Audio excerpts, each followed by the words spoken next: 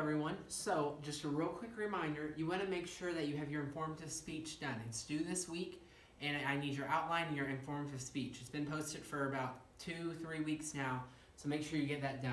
And you can see all the due dates, the info in the online classroom. Also, don't forget that you have a persuasive speech due in like 2 weeks, and it's going to be due around the same time as your final and around that time. So realize we're on the downward stretch. You're all doing a great job. Just keep on trucking. We're about to be done. Today we're going to actually talk about your informative speech and how to be speaking to inform is what we're going to be going over. Okay? And this is just kind of a brief synopsis of what you're going to be needing for your informative speech. And we're going to be going over main points that you need to make sure you have within your speech. And then at the end, I'm going to give you some nonverbal hints to help you within your speech. Okay, so to inform, this is the definition. To share information with others and to enhance their knowledge, understanding about an information, a concept, an idea that you present. Okay? Now moving on, there are many different types of informative presentations. Now, they all kind of focus around the same thing, but there could be for different ideas. And the main ones that we're going to focus on are objectives, are objects, okay? So you can do a presentation over the new iPhone. I'm going to tell you about it, okay? And then a procedure. When you go and you're at a school, for example, and they tell you about fire alarms, here's the fire escapes, different things like that, that's procedures, okay? And they're informing you about how to escape in case of a fire, okay? You can do one about people, and that is if you want to do one about President Washington, or if you want to do one about me because, you know, I'm awesome, or if you want to do one about Oprah Winfrey or Ellen DeGeneres, or if you want to do one about Tom Brady, whoever. That's an informative speech right there.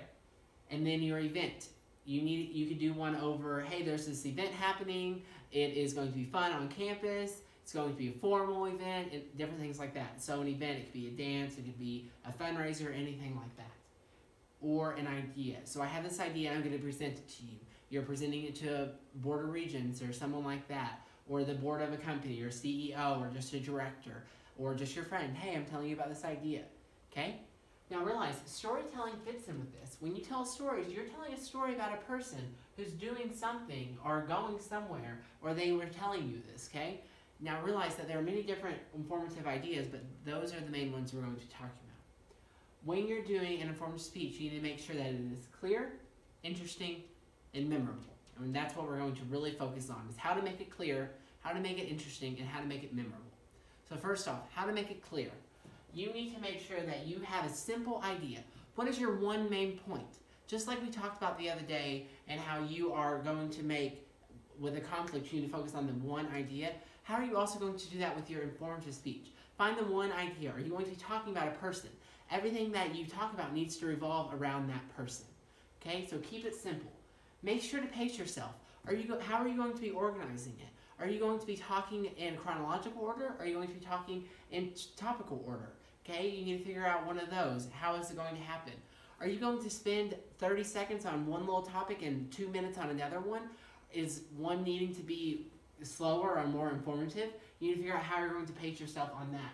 And then you need to relate new information with old. That means every time you're talking about something, you can say, you remember a little bit ago when I was saying this? Well, that's how it relates to this. Or remember when I said this? Well, it ties back into this. And different things like that. You're constantly going to what you previously said to what you're currently saying. A lot of times within this, and you don't have the luxury of doing this because you don't have a multiple lesson series like I have going on. But with this, I always try to say, do you remember last week when we talked about this? Or remember the other day or the other lesson when we talked about this? I'm relating new information with old information. And that's what you need to be doing within the little bit of time you have. Okay? Now, to make it interesting, you need to make sure that you relate to your listeners. If you're going to be talking about, let's say, biology and having a room full of me, I am not good at biology. I do not like biology. It goes way over my head.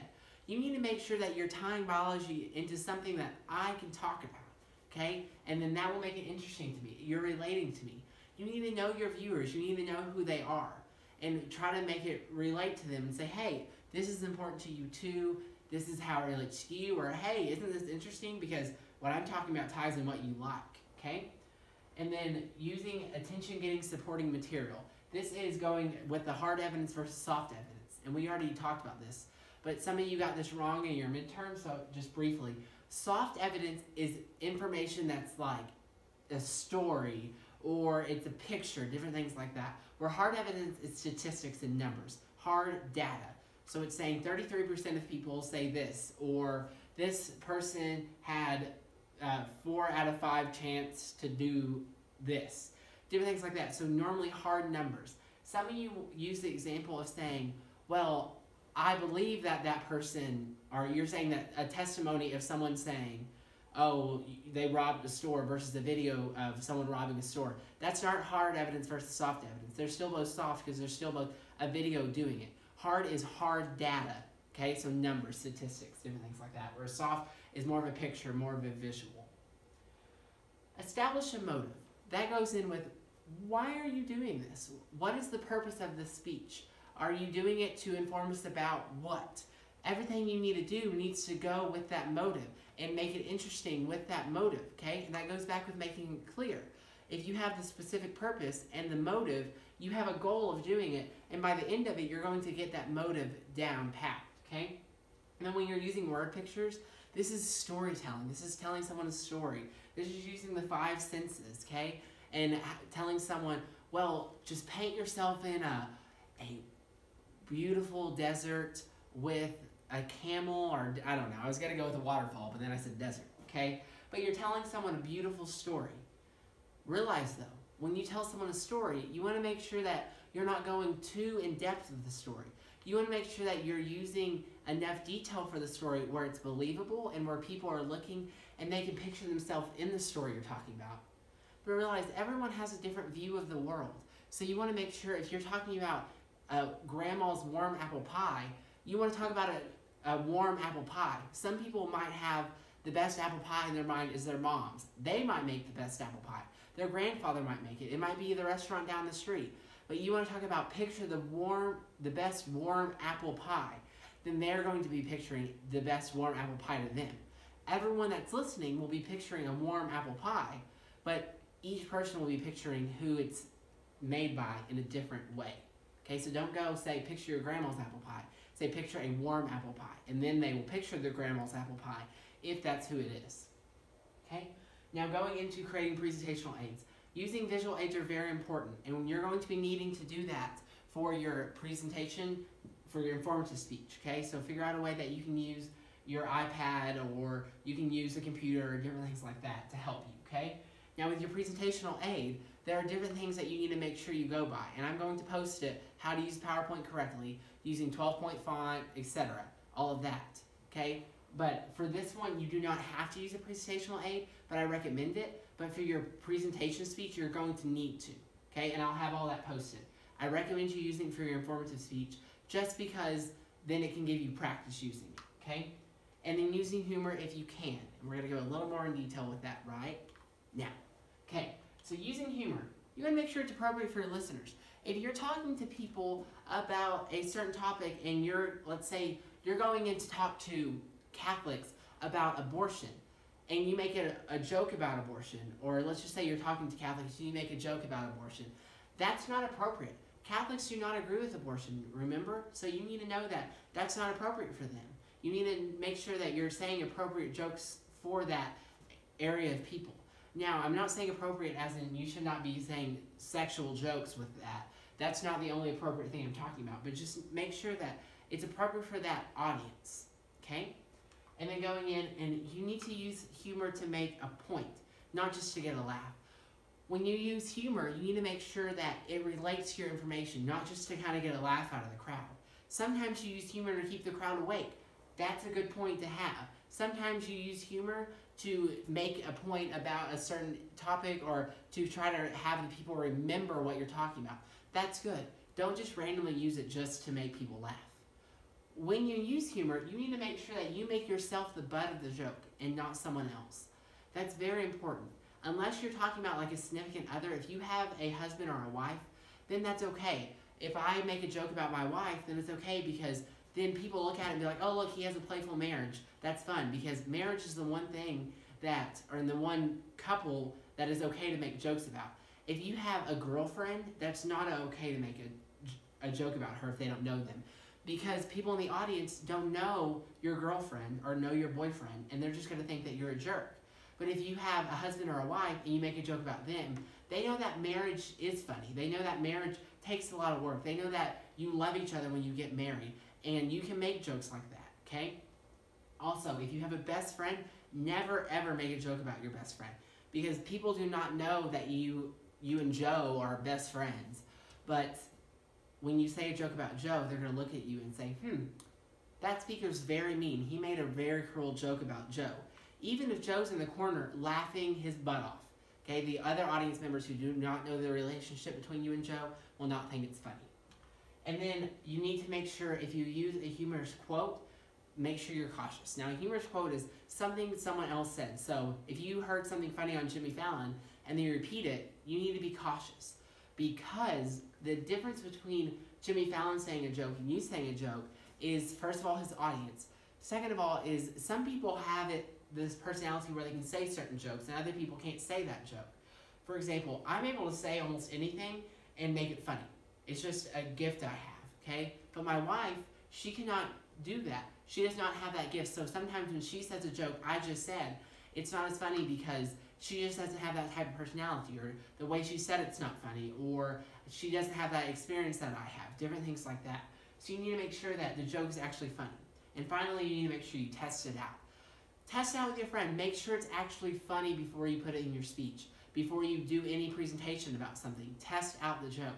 I test out jokes all the time throughout classes, and when I say something with one class, if it tanks, I might try it again with another class to see if it works better with that different culture of a class. But sometimes if it just tanks, I won't ever use that joke again, okay? Now moving on to the very last point of make it memorable. When you make it memorable, you need to make sure you're constantly saying about the same thing.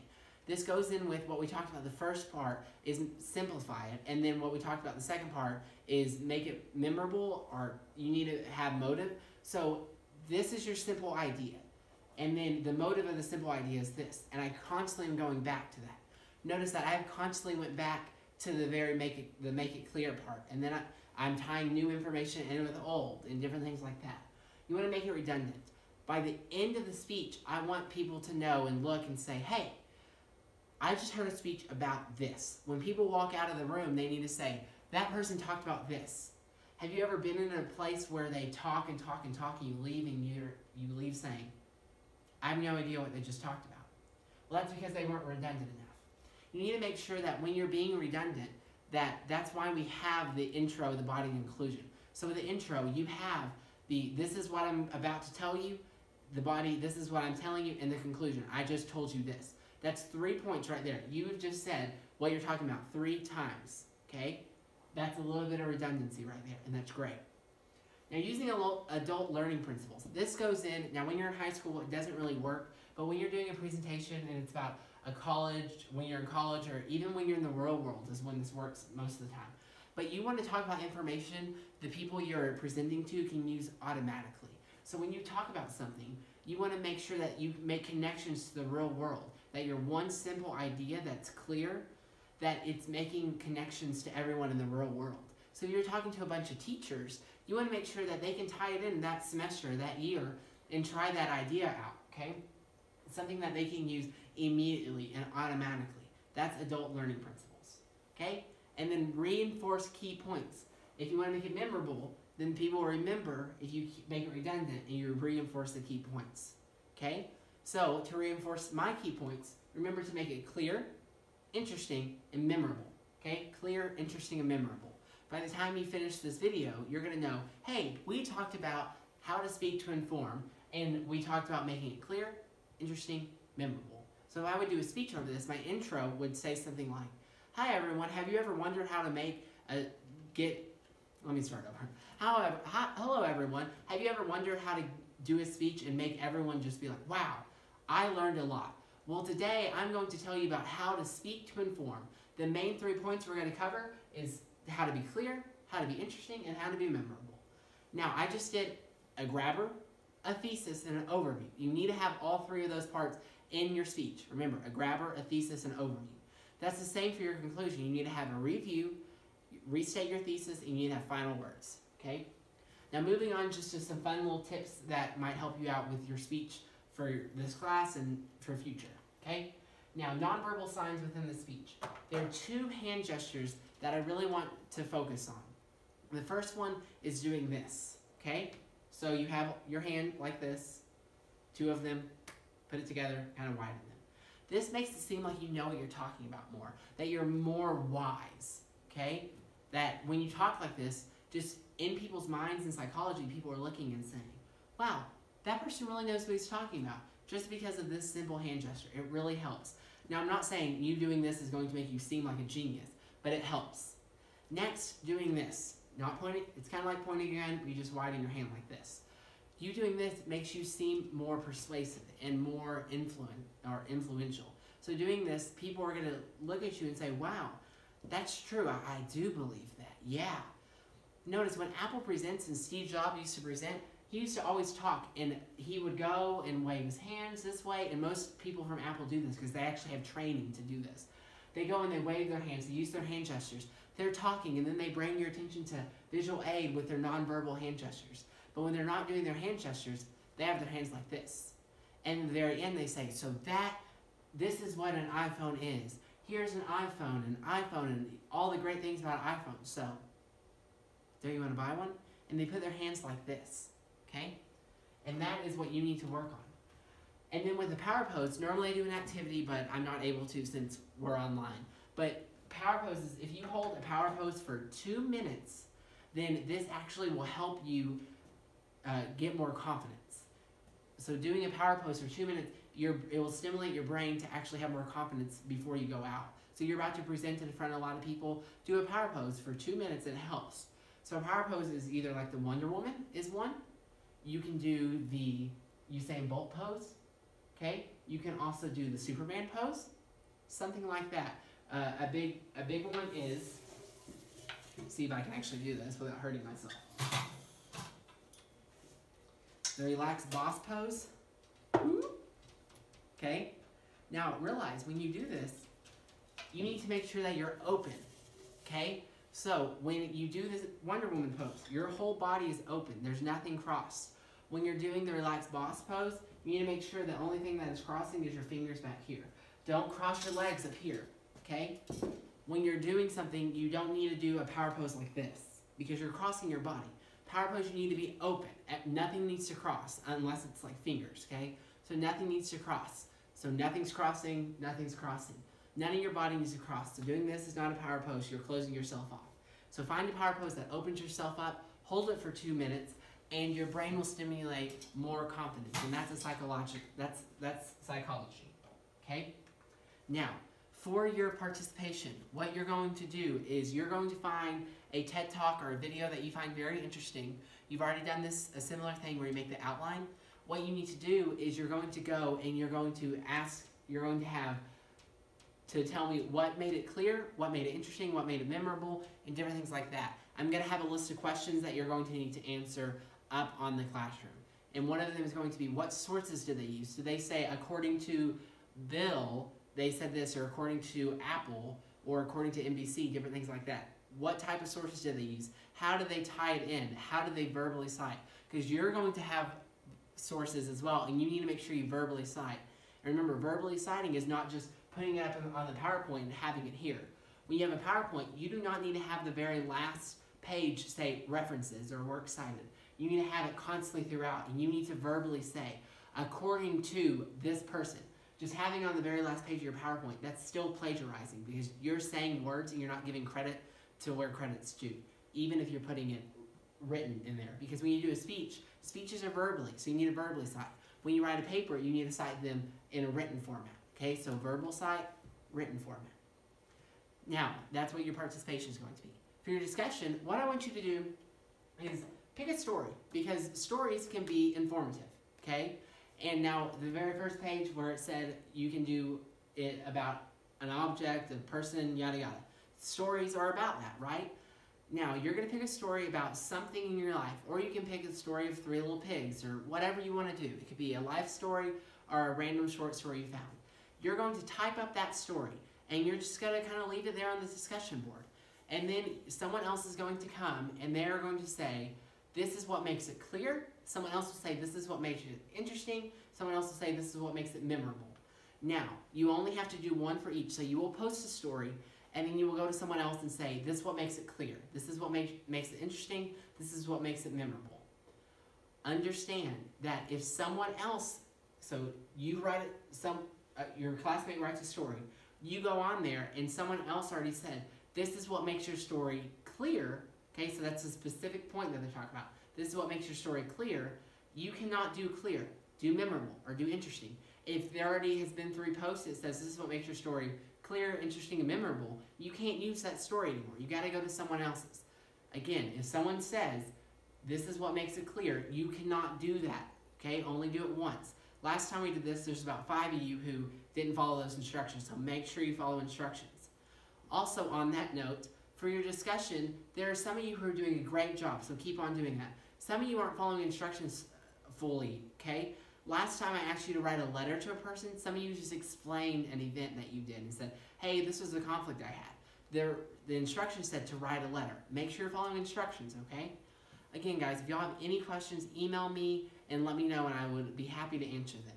Don't forget you have speech coming up, and then you have your persuasive speech coming up as well. And other than that, you're good to go. You have a great day. Bye, guys.